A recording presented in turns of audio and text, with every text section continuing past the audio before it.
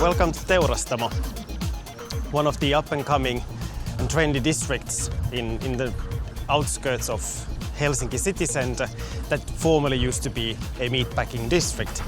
We are here to meet two extremely provocative individuals who are doing interesting things at the intersection between design and cuisine. So let's go inside and see what they are up to. This is the IDMM program. We've been invited. Thank you, Mikko, for having us. We are today discussing about prototyping, iteration and testing, and you're going to have a few of our comments on these issues. So my name is Matti Santala. I'm an old alumni of IDBM. I was there back in the days. I think I went in 2003 and graduated 2004 or 5. That was the ancient good times. After that, I went to do crazy stuff with Flavours. This is my partner in crime, Timo. Timo is I would say, a flavor architect, a master of flavors. He first started with cocktails. I would say he's the fastest cocktail bartender in Europe. Still alive. And he's been built in London, and then he came here with me to transform the scene in Helsinki. Enough to say we've done crazy things with flavors in a glass, on a plate, and we have a cooking school and stuff like that. So what we do, we establish flavors, we do custom flavors, we do some crazy stuff for clients. When we get a crazy idea, we always want to go after it and see how far we can fetch the question that what can we do with flavors? So if you think about flavor, how can we influence? Because what we all want, we don't just want good flavors, we want experiences, we want memories, we want to feel something. So we always say that if we can tickle your heart and your mind, then we've succeeded. So if your heart beats and your mind gets puzzled because you're tasting something, you're learning something, you're creating a memory, you're saying, hey, I want to experience this one again, then the flavors are speaking volumes and we're reaching something special. The essence of what we do is about experimenting. So prototyping, whatever that means, is that we go in for one idea, we take ingredient, we take influence from around us, or we have a crazy aspiration that we want to create a flavor or an experience like this. But we always start with 3 questions. What are we trying to achieve? Who is the person or the authority or the one that we're trying to influence? What kind of background he or she has, and how we're going to succeed, how we're going to establish this one. And these 3 elements are the backbone where we start to build a story.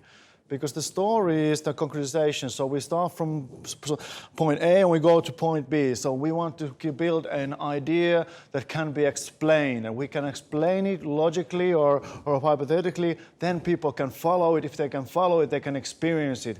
And we have to build it up in a form, in a shape, through elements so that people can follow the story and experience it. This is the in a nutshell what we try to do. This is the same thing whether we're building a restaurant, whether we're building a drink, whether we're building a food or a combination of food and drinks. But what it requires is a deep knowledge, understanding and curiosity towards ingredients, the cultures where we live, the behavioral patterns, how we experience things, how are we drinking, for example, a drink, how are we enjoying a meal, are we enjoying it together, are we enjoying it lonely, do we prefer to eat like a Finn, do we prefer to eat like a fiesta style, a Spanish evening, or what do we prefer? They're completely different things. If we understand, then we can try to develop something else. What we do, we try to approach things through decomposing. So we split the key elements into different areas, we split them further, and then we try to see what is important, what is not.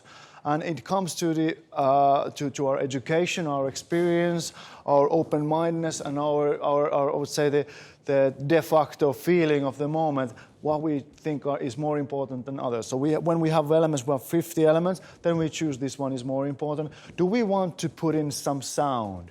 We believe in multisensory experience. Is the sound relevant in this case or not? Sometimes we say if it's really relevant for the context, for the audience, we might go for the sound. But if you think about doing flavors, how often do you feel that sound is very elementary to experience flavors? Very rarely, I would say.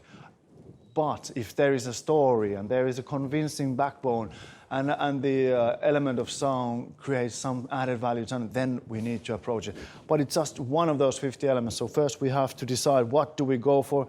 Then after that, we'll see what are we not doing. So it's important to decide what to do and what to not do. And once again, if we're using tools, we're using our experience. So if prototyping, iteration, is it like a machine that we just put in and based on our experience something comes out? I would say no. Because no machine, no experience can be so complete that we could repeat it. There's always a new path. Or whatever we do, I think we always start kind of from zero. What do you feel? Yeah, we do. Yep. So the experience is there. We've done it before, but then it's a different day, it's a different context, a different audience. Somehow the work needs to be redone. It needs to be rethought. Because what was, I would say, new, innovative, I would say appealing 2 years ago, today it might be just the lame stuff that we've seen it before. Think about molecular cuisine. You've seen it, it feels trendy, it sounds something special. Once you've experienced it, there's nothing there. Then it's just something boring that you've seen before and you don't want to go there back. But what we believe in is that the elements, if we put them in place, you can create a new experience over and again. But it needs to be considered every time like it would be your first time. So if we talk about this through the experience of Timo, when you're concocting a new, I would say let's start for a cocktail because it's your familiar area, how would you approach the, I would say, iteration and testing phase? What would be the elements that you would think of? Mainly, well, first thing, of course, it's story, like you said. Then it comes to what it needs to look like, kind of. So it connects to the story. And then, of course, straight away, it becomes to the fact that it's, what about the taste? How does it need to taste like? Or what do we feel that it tastes like? This kind of story and the visualization. So those are the kind of the starting points that you need to start putting, like doing drafts. Then, of course, with taste, then it comes to ingredients. What ingredients taste the way we want it to taste like. And then it becomes to more a combination of flavors and flavor pairings. Then there's a few tools, like you said, that kind of help us to compare different ingredients on a molecular level. So we can compare, for example, strawberry and basil, for example, kind of on their volatile molecules and how they built on molecular level, and kind of then compare how, if they work together. But we can use it for anything else. For any flavors we can start comparing. But that's just a tool. Doesn't really, it helps us to figure out things, maybe find new flavor pairings. But it's not necessity in a way when you bring in flavors. Then when you start those, you have the idea, story, visualization, how it needs to look. Of course, if talking about a cocktail, a glass, or a serving vessel, it's crucial. It needs to be served in something. But then, of course, if we want to design one, we need to design a certain design signature glass for it, or a cup, or a whatever jar, pot, whatever. Then the flavors, and then we start testing. And then we need to decide kind of the flavor-wise how it is. Let's say easiest way, do we feel that it's sweet? Does this, what we want to create, is sweet? Is it sour taste? Is it bitter? It could be. Is it more salty? And then how does it feel in your mouth when you drink it? Is it thick? Is it kind of, should it feel like water? Should it sparkle, bubble? How does it make you feel? So if it bubbles, it's like drinking champagne. It makes you happy.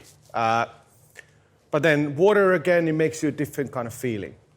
When all those are kind of together, maybe, then then we can start thinking about more, go into detail about taste. Kind of in a way, the pre-taste or the first taste, then the actual main taste, and then the aftertaste. And then they can be all tweaked and designed as needed.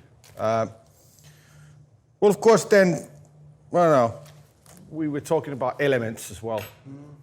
That kind of, when all these steps are done, of course, the elements are crucial on how it's actually then, in a way, presented. Yeah, if you think about, for example, a cocktail in this case, if you have an element over there that has a story in itself, you're using an ingredient, let's say a Cuban rum or a Finnish gin, which is another new trendy thing. You're always giving a sub-story to the audience that you can either say it lightly or you can base the whole drink partially on that one. And those stories, they influence a lot how the experience is read, interpreted, how is it felt in the audience's mind and in the mouth. So if you say that, hey, right now we want you to experience the iconic Finnish alcohol. And like, all right, this is the one that we've enjoyed throughout the ages, and it should taste like I would say a cold winter morning and it strikes you like 1,000 volts. And it's like, okay, that sounds fantastic, and then you give them Koskenkorva. When they drink it, they say, oh, this. And freezer cold. Yeah, this is fantastic. But you know what it is? For us Finns, we've experienced it in a warm way, or a cold way, or in a way, and we don't feel it's so iconic anymore. So the story influences a lot how people perceive the experience, and this is I would say the keystone of the flavors, because when you work with experiences that are so evident, you can really start to play with them.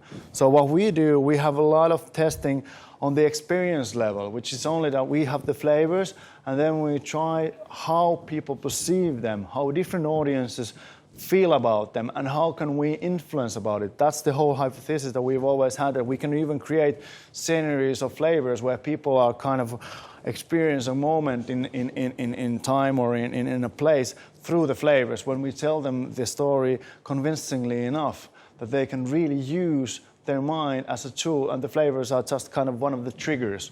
This is the play, and this is what we can do if we approach the flavors through this kind of a philosophy where we do a lot of intensive prototyping, iteration, and testing. But at the end of the day, there are only very few situations where we can completely control the experience. But this is something that we are quite fascinated about, because in the future you see how our environment is now surrounded by digital devices. You see screens everywhere. It's easy to utilize them. Our curiosity has been for a long time how to influence the experience, and now it seems more realistic than ever that we can truly influence the experience and take it to new heights. You know, we have the 3D in movie theaters, which is quite lame, but to be honest, if we're looking to the future for 3-4 years of the virtual reality and all the elements are becoming reality, then the flavors, the multisensory experience, it is the next big thing. And it's crazy to not think of it already. And then from that perspective, I think the flavors are a topic of interest that is relevant to this context, to IDBM as well. Kiitos. Kiitos.